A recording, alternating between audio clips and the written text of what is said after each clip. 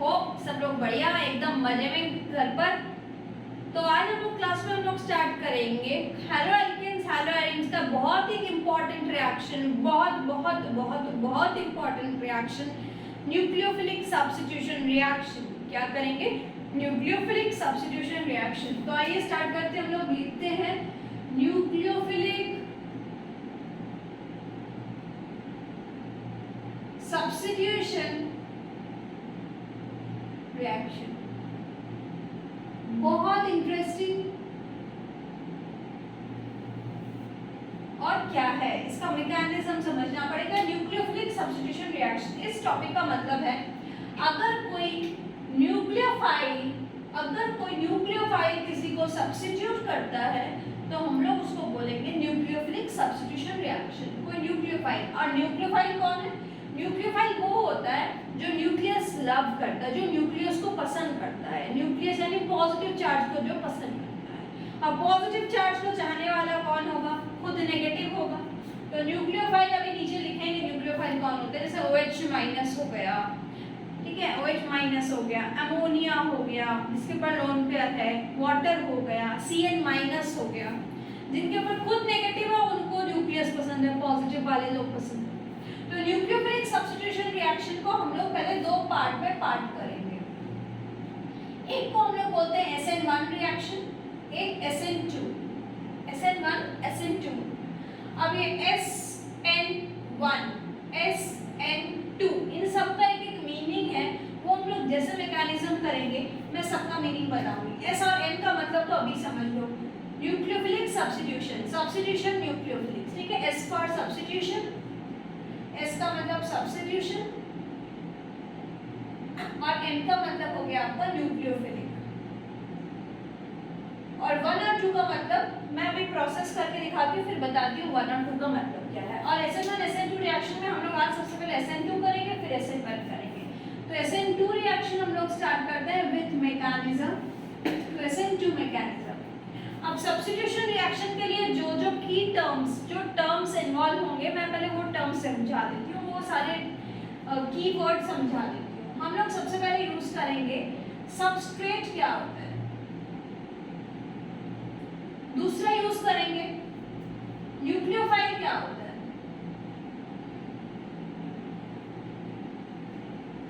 Transition state क्या होता है,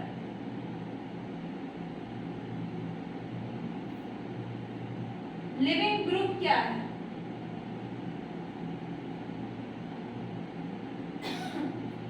रेट ऑफ रिएक्शन क्या है,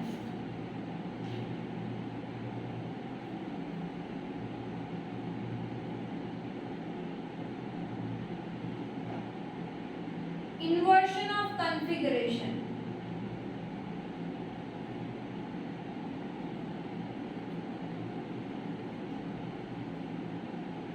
retention of configuration और racemic mixture या racemization। पहले इनके सबके मतलब समझ लेते हैं, ये सारे टर्म्स इसमें बहुत इन्वॉल्व होगा। तो सबसे पहले जानते हैं सबस्ट्रेट का मतलब क्या है। तो सबस्ट्रेट का मतलब हो रहा है मेन मॉलिक्यूल, मेन मॉलिक्यूल जिसको लेके हम लोग डील कर रहे हैं, जिसको लेके हम लोग काम कर रहे हैं, मेन मॉलिक्यूल। तो यहाँ पे हम लोग का चैप्टर में haloalkane haloarenes is our substrate. तो इस चैप्टर में हम लोग का मेन सबस्ट्रेट कौन है? RX। RX यानी हेलो एल्केन्स, ठीक है। Haloalkanes are the substrate in our substitution reaction, ठीक है। RX एग्जांपल CH3Br, ठीक है, मिथाइल ब्रोमाइड RX। न्यूक्लियोफाइल कौन है? जो न्यूक्लियस लविंग होता है, न्यूक्लियस लविंग। तो न्यूक्लियस को लव कौन करेगा? जो खुद नेगेटिव चार्ज का होगा या जिसके पास लोन पेयर होगा, जिसके पास माइनस सारी चीजें ज्यादा, इलेक्ट्रॉन की डेंसिटी ज्यादा है। तो Cn माइनस हो सकता है, Cl माइनस हो सकता है, F माइनस हो सकता है, OH माइनस हो सकता है, Br माइनस हो सकता है। F माइनस उतना अच्छा न्यूक्लियोफाइल नहीं है, ठीक है। I माइनस बहुत अच्छा न्यूक्लियोफाइल है। अमोनिया हो सकता है जिसके ऊपर लोन पेयर है, वाटर हो सकता है, ठीक है, NO2 हो सकता है। तो there are so many nucleophiles available transition state का मतलब है, ट्रांजिशन एलिमेंट्स भी आप पढ़े हो, एक बार बचपन में ये भी सुना था ट्रांजिशन पीरियड है। ट्रांजिशन का मतलब एक दौर से दूसरे दौर पे जब गुजरते हैं तो बीच का स्टेट को हम लोग बोलते हैं ट्रांजिशन स्टेट। जैसे बच्चे होते हैं उनको 10 साल 12 साल तक हम लोग बोलते हैं किड्स, ठीक है, चाइल्ड्स, एकदम छोटे बच्चे होते हैं। एडल्ट्स होते हैं 18 के ऊपर। तो 12 और 18 के बीच में जो पीरियड होती है बच्चों की, जो टीन एज होती है 13, 14, 15, 16, तो उस पीरियड को हम लोग बोलते हैं ट्रांजिशन पीरियड है बच्चों का, ट्रांजिशन पीरियड है। ट्रांजिशन का मतलब एक से दूसरी तरफ मूव करने को बोलते हैं ट्रांजिशन स्टेप है। तो ट्रांजिशन स्टेट का मतलब हो गया यहाँ पे इंटरमीडिएट स्टेप, इंटरमीडिएट स्टेट, ना रिएक्टेंट ना प्रोडक्ट, उसके बीच वाला स्टेट। लिविंग ग्रुप यानी जो लीव कर दे रहा है, जो चले जाओ, लिविंग ग्रुप जो नॉक्ड आउट, जो निकल जा रहा है, जो रिएक्शन से निकल जा रहा है। रेट ऑफ रिएक्शन काइनेटिक्स में आपने किया, रेट ऑफ रिएक्शन किस पर डिपेंड करता है? Rate of any reaction depends on the concentration of reactants, ठीक है। तो rate of reaction is directly proportional to concentration of reactants and stoichiometric coefficient raised to the power that may or may not be equal to stoichiometric coefficient, order जिसको बोलते हैं, वो kinetics में आप लोग सीखे थे। रेट किससे प्रोपोर्शनल? रिएक्टेंट के कॉन्सेंट्रेशन से। इन्वर्शन ऑफ कॉन्फ़िगरेशन का मतलब हो गया, कॉन्फ़िगरेशन का मतलब ओरिएंटेशन, जिसका आज मैं इस तरफ से पढ़ा रही हूँ आपको, लेकिन अगर मैं अपना कॉन्फ़िगरेशन ऐसे कर लूँ तो मेरी कॉन्फ़िगरेशन क्या हो गई? इन्वर्ट हो गई। जिस तरह देख रही थी अभी मैं घूम गई, इन्वर्ट हो गई। तो there is a inversion of configuration when I am teaching, when I am looking at board and again I am looking at you, it is inverted. तो इन्वर्शन ऑफ कॉन्फ़िगरेशन मतलब कॉन्फ़िगरेशन पूरा change हो जाना, change in configuration, change in configuration, पूरा घूम जाना।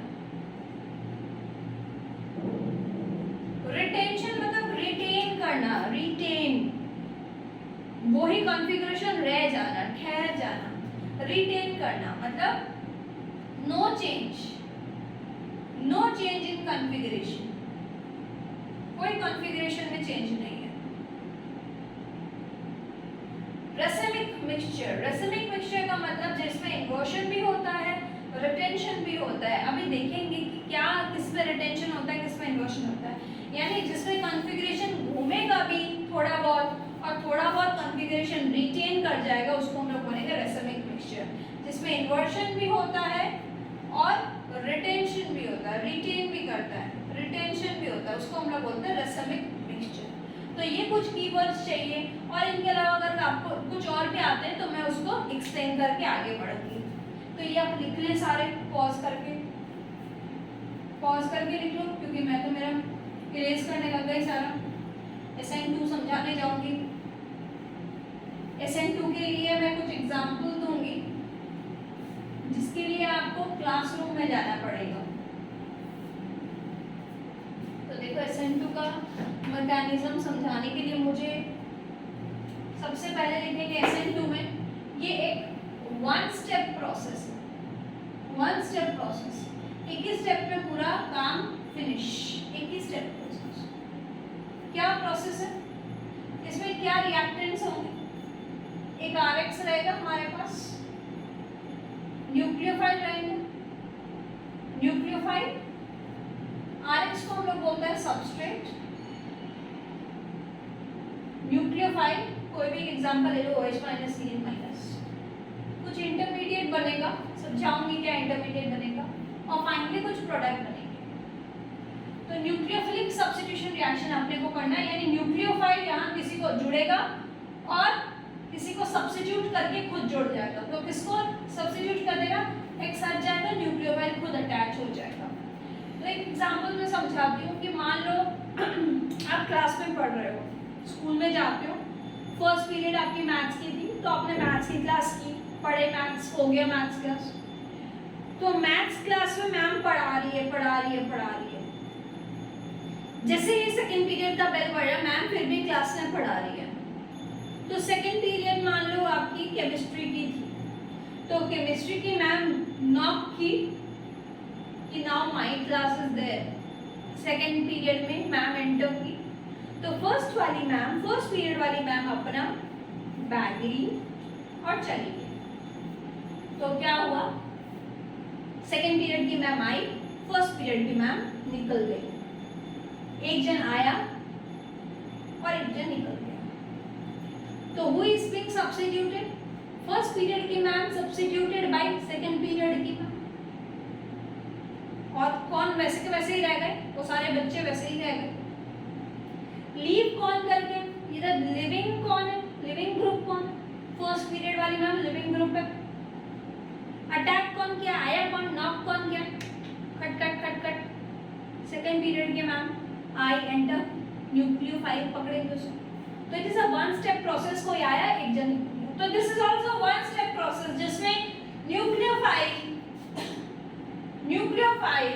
Are group को back side attack करता है। कैसे अटैक करता है, बैक साइड पीछे से हमला करता है। और x knocked out from the reaction, nucleophile attack R from the back side and X leaves knocked out from the reaction in this one step process. So ultimately this R inverts its position, nucleophile back side attack किया तो nucleophile इधर जुड़ गया और X minus निकल गया। तो X minus leaving group है और ये मेरा प्रोडक्ट बन गया। और प्रोडक्ट का कॉन्फ़िगरेशन कैसा है, इन्वर्शन हुआ, ठीक है। तो ये हो रहा है। अब आप लोग बोलोगे ये बैक साइड अटैक क्यों हुआ, और बैक साइड अटैक का मतलब क्या। तो RX का एग्जांपल लेती हूँ, मान लो CH3 Br और यहाँ पे OH माइनस। तो अब देखो इसका इस साइड खाली है, नो, तो इसका खाली, इसका जहां से उसको स्पेस मिलेगा तब ना आएगा। फ्रंट साइड तो is occupied by Br, already उसके बॉन्डेड है। तो OH माइनस का एक ही उपाय है कि वो इधर से अटैक करेगा। और एक इंटरमीडिएट स्टेप कैसे बनाएगा, ट्रांजिशन स्टेप CH ना तो Br निकला ना तो OH माइनस पूरी तरह से जुड़ा। This is my intermediate step. 5 bonds of carbon very unstable intermediate, very unstable intermediate, ये है intermediate बीच वाला स्टेप, ठीक है। तो this is intermediate और फाइनली प्रोडक्ट क्या बना, Br निकल गया और OH माइनस इधर जुड़ गया, इन्वर्शन हो गया। और लिविंग ग्रुप कौन है, Br माइनस हुआ ही। तो किधर से अटैक किया, बैक साइड अटैक किया। तो बैक साइड का कारण का मैं फिर एक एग्जांपल बताती हूँ कि बैक साइड से कुछ लिखना है हमें, बैक साइड से कुछ लिखना है, ये इंपॉर्टेंट है बैक साइड अटैक। तो हम लोग एक एक करके काम करते हैं, वन स्टेप प्रोसेस है, एक ही बार में ये सारा काम हुआ। हम लोग नेक्स्ट लिखेंगे इसमें इन्वर्शन हुआ, इन्वर्शन ऑफ कॉन्फ़िगरेशन।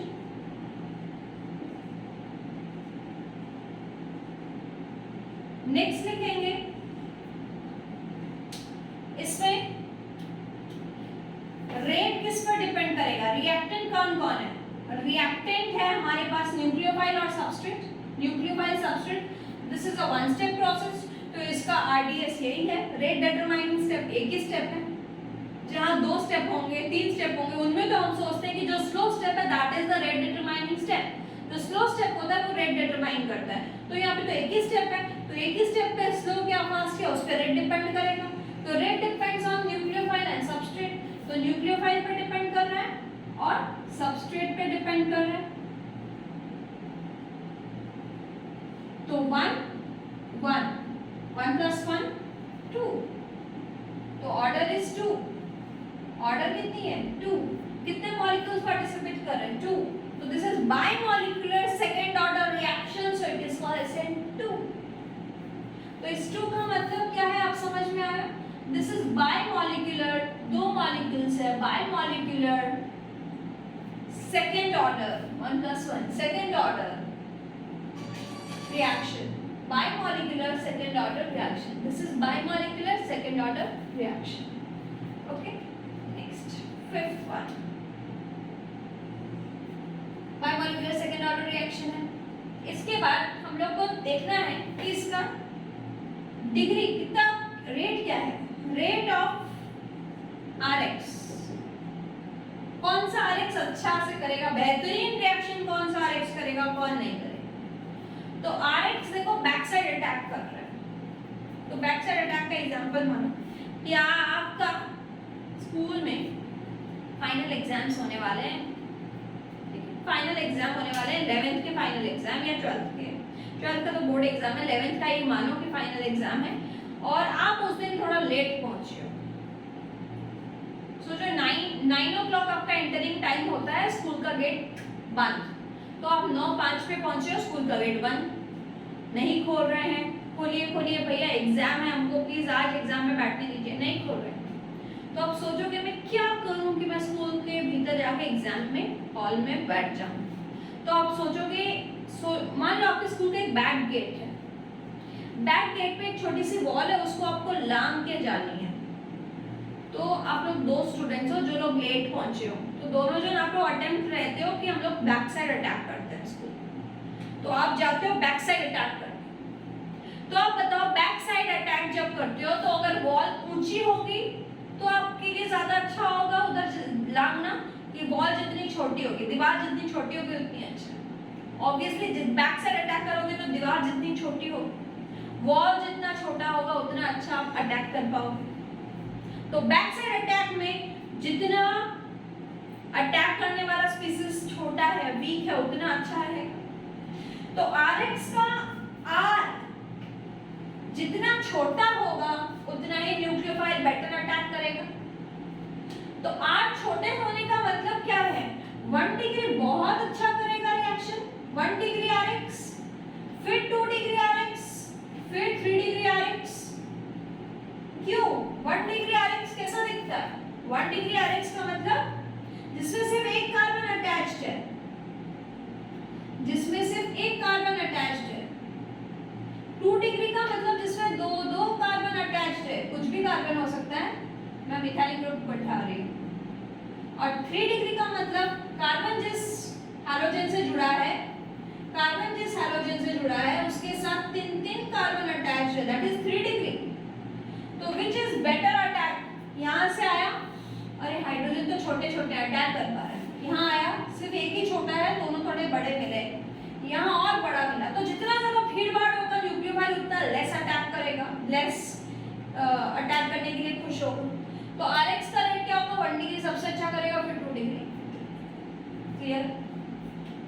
फोर्थ कि एक्स हैलोजन का रेट क्या है, रेट ऑफ हैलोजन, हैलोजन कौन सा बेटर करेगा।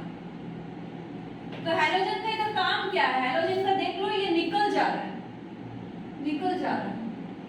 तो हमारा एग्जांपल क्या था, टीचर थी ना फर्स्ट पीरियड की मैम, लिविंग ग्रुप्स निकल रही, तो बताओ खुशी खुशी चुपचाप निकल जाए बैग उठा के कि हम मेरा पीरियड हो गया, तो ज्यादा बेटर है, या बार बार उसको नॉक करना पड़ेगा कि मेरा सेकंड पीरियड वाली मैम बोल रही है प्लीज मेरा क्लास है, बार बार उनको बोलना पड़ रहा है। सेकंड पीरियड का आधा तो वही 10-15 मिनट वही लेती जा रही है, which is better, first one और सेकंड वन। लिविंग ग्रुप खुद से निकल जाए तो रिएक्शन अच्छा होगा, चुपचाप निकल गया, उसका रेस्पेक्ट बढ़ गया। तो यहाँ पे भी एक्स अगर खुद से निकल जाए तो बहुत अच्छा रहेगा।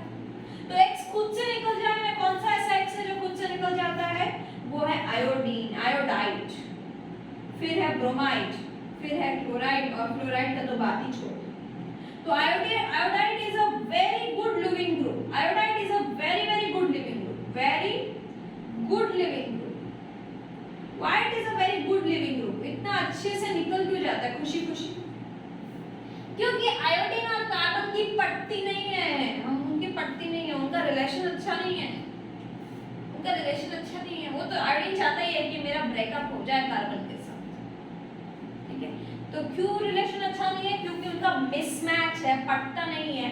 Iodine is a large atom, बड़ा है, and carbon is a small, छोटा सा बच्चा सा कार्बन, और iodine is a large molecule. तो एक बिग एटम, एक small atom, big small not matching, तो आयोडीन मैच नहीं है, तो उनका ओवरलैपिंग अच्छा नहीं है, मिसमैच होने के कारण आयोडीन फटाक से निकल सकता है।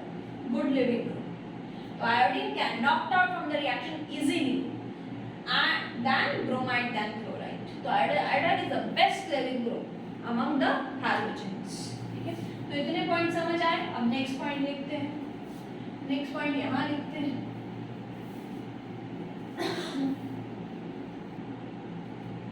तो ये समझ आया, iodide is the best leaving group. इसके बाद आ जाता है, ये सारी पॉइंट्स लिखते जाओ। इन्वर्शन होता है SN2 में। रेट किस पे डिपेंड करता है? Bimolecular second order. Rate of RX क्या है? 1 डिग्री, 2 डिग्री, 3 डिग्री। ठीक है, क्यों 1 डिग्री अच्छा? बैक साइड अटैक की वजह से। जितना भीड़भाड़ कम होगा न्यूक्लियोफाइल उतना अच्छा अटैक कर पाएगा। रेट ऑफ हैलोजन क्या है? आयोडाइड सबसे अच्छा लिविंग ग्रुप है, बेस्ट लिविंग ग्रुप। ठीक है, 5th पॉइंट लिखते हैं। और इसमें क्या देख रहे हो? इंटरमीडिएट स्टेप क्या है? इंटरमीडिएट या ट्रांजिशन स्टेप क्या है? Transition step.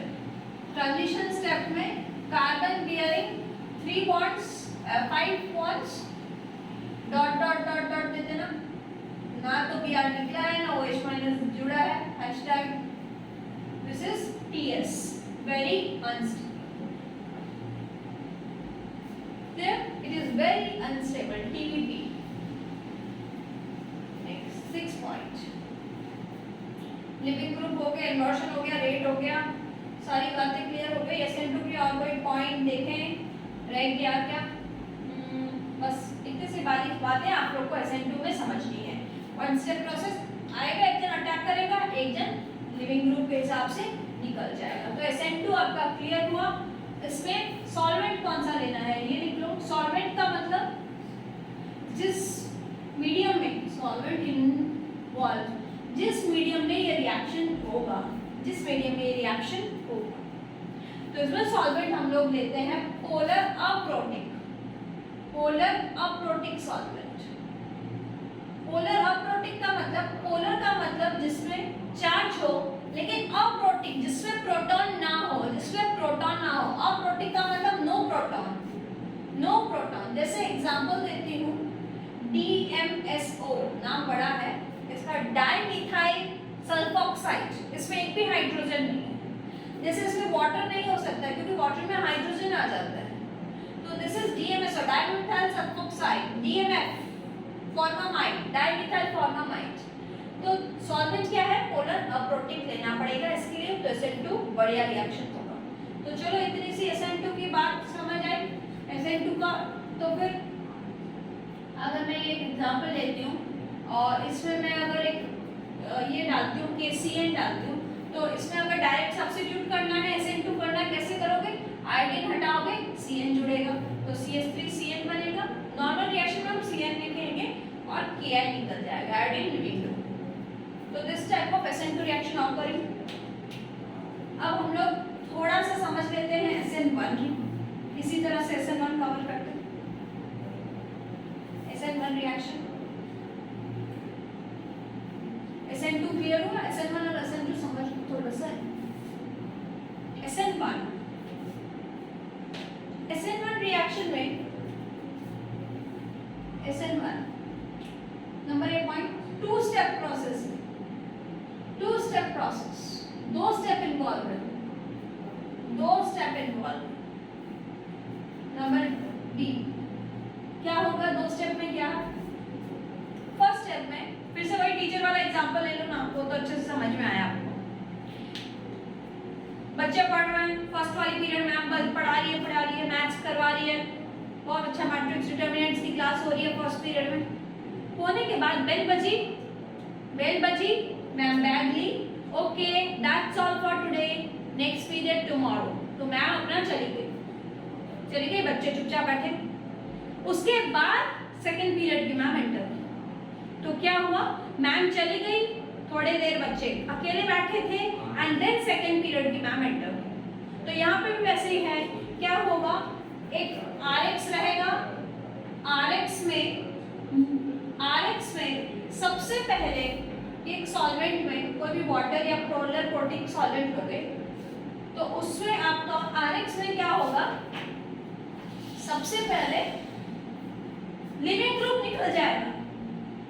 फर्स्ट पीरियड वाली मैम निकल गई और बच्चे कुछ देर अकेले बैठे थे। अब अगर x यहाँ से निकल जाता है तो अकेला कौन बैठेगा? बच्चे यानी सब एल्काइल ग्रुप यानी कार्बोकेटाइन बनेगा, कार्बन के ऊपर पॉजिटिव चार्ज आएगा, कार्बोकेटाइन फॉर्मेशन होगा। फर्स्ट स्टेप में ये हाइड्रोलाइटिक क्लीवेज हो जाता है, यहाँ से टक टक टक टक टक टक टूट जाएगा। जैसे ही सॉल्वेंट की प्रेजेंस में डालेंगे, X चूंकि ज्यादा इलेक्ट्रोनेगेटिव होता है, X अपनी तरफ इलेक्ट्रॉन खींच के अलग हो गया।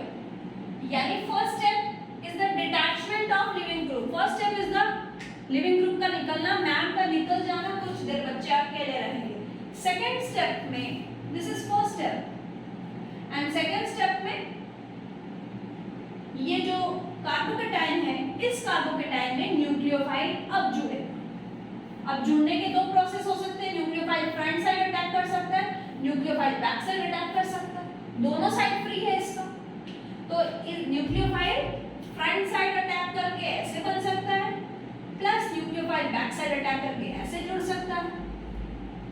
और लिविंग ग्रुप तो पहले ही निकल चुका है। तो दिस इज माय प्रोडक्ट जिसमें इन्वर्शन भी हो रहा है, रिटेंशन भी हो रहा है।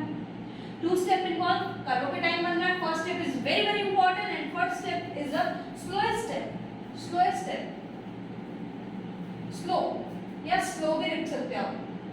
And second step is fast. तो बताओ जिसमें दो एक स्टेप होता है, स्लो एंड फास्ट, रेट किस पर डिपेंड करता है? रेट डिपेंड करता है स्लो स्टेप पे। तो इसको हम लोग आरडीएस बोलते हैं, रेट डिटरमाइनिंग स्टेप, जिस स्टेप में रेट डिटरमाइन करती है। तो हम लोग स्टेप लिखते हैं, ये टू स्टेप प्रोसेस है। सेकंड पॉइंट, ये फर्स्ट पॉइंट, सेकंड पॉइंट है, इसमें फ्रंट साइड अटैक हुआ, बैक साइड अटैक हुआ, रेट लिखते हैं।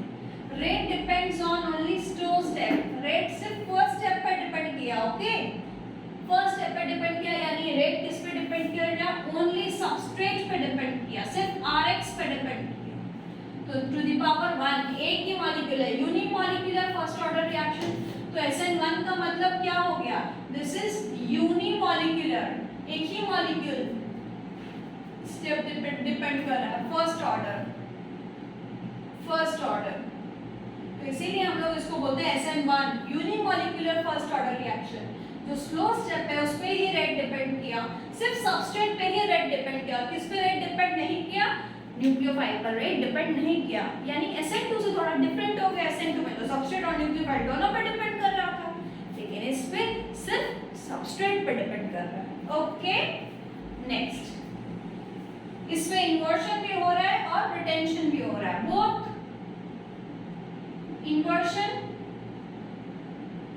Plus retention occurs. तो जिसमें दोनों होता है, इन्वर्शन और रिटेंशन, उसको हम लोग क्या बोलते हैं?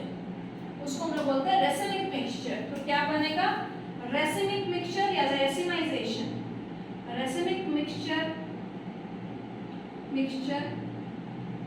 फॉर्म्ड।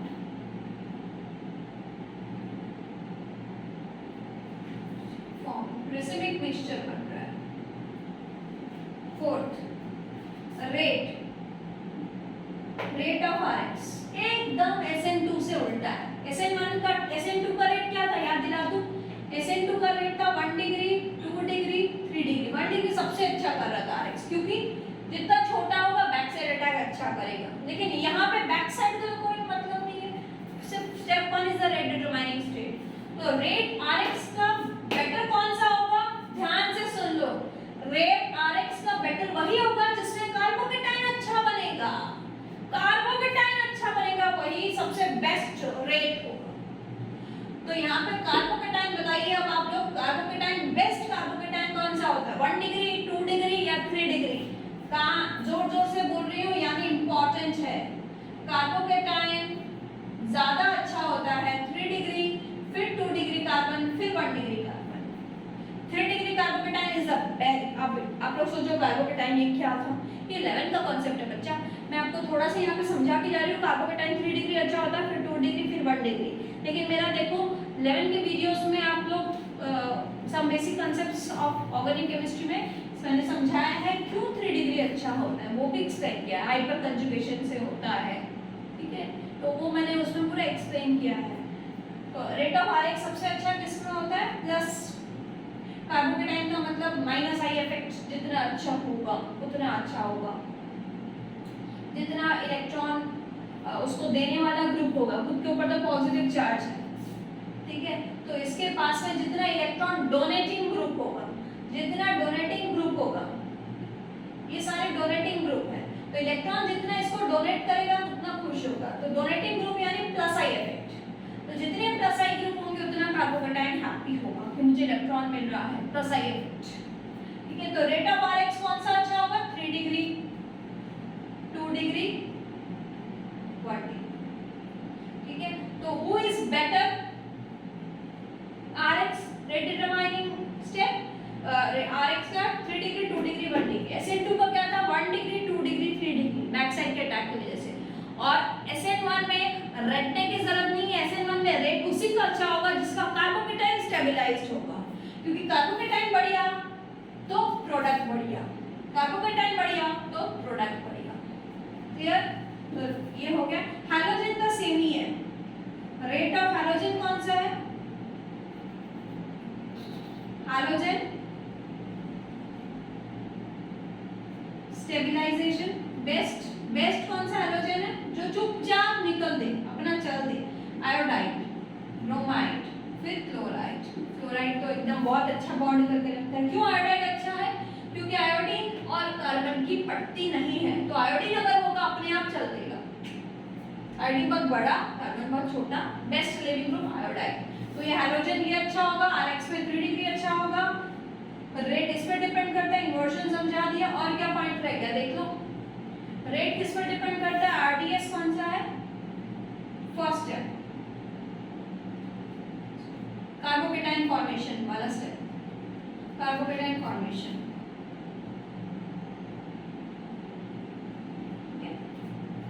और बस आप लोग यहीं तक फिर SN1 समझो कि क्या है, इससे अकॉर्डिंगली आगे नेक्स्ट हम लोग करवाएंगे कि क्या हो रहा है। एक एग्जांपल दे देती हूँ यहाँ पे, यार RX वगैरह जो लिखी हूँ इसके अकॉर्डिंग मैं कुछ बना देती हूँ,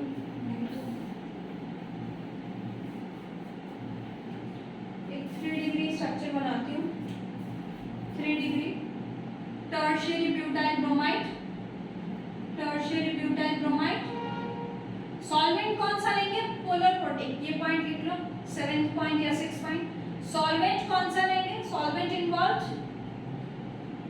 पोलर प्रोटीन, पोलर प्रोटीन जिसमें प्रोटॉन रहेगा, प्रोटीन यानी एग्जांपल पानी, ठीक है, पानी good solvent, universal solvent, water, alcohol CH3OH, ethanol, ethanol. तो यहाँ पे फर्स्ट स्टेप में क्या हो रहा था, पानी सॉल्वेंट है, ब्रोमीन अपना चल देगा और बाकी के ऊपर पॉजिटिव चार्ज आ जाएगा, तो ये कार्बोकेटाइन बन गया। कैसा कार्बोकेटाइन है देख के बताओ, 3 डिग्री, 2 डिग्री, 1 डिग्री, कितना डिग्री है,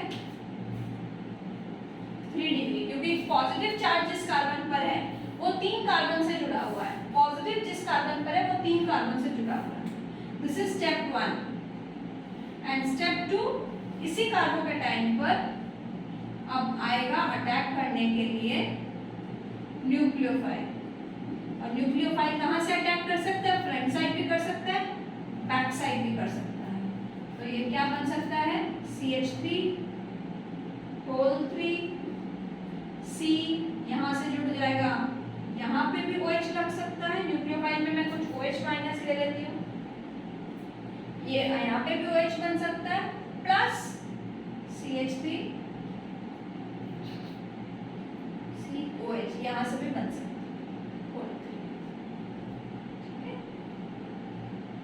बन गया स्टेप 1 स्टेप 2। तो बताओ SN1 SN2 समझ में आया, एक बार में एक शॉट में बताया ना पूरे SN1 SN2, अब नोट डाउन करो, समझो, कोई प्रॉब्लम हो तो जरूर जरूर जरूर जरूर जरूर पूछो, लाइक करो, वीडियो को थोड़ा लाइक करते रहो तो अच्छा लगता है, और कमेंट सेक्शन से तो मुझे अच्छा लगता है कि आप लोग क्या कमेंट कर रहे हैं, क्या चाहिए, कैसी वीडियोस चाहिए आप लोगों को, और मोटिवेशन बहुत मिलता है। तो आपको अगर और अच्छी वीडियोस चाहिए तो आप लोग कमेंट्स, लाइक, शेयर, सब्सक्राइब भी करते रहो, और नेक्स्ट क्लास में हम लोग SN2 SN1 के ही कुछ प्रॉब्लम सॉल्व करेंगे।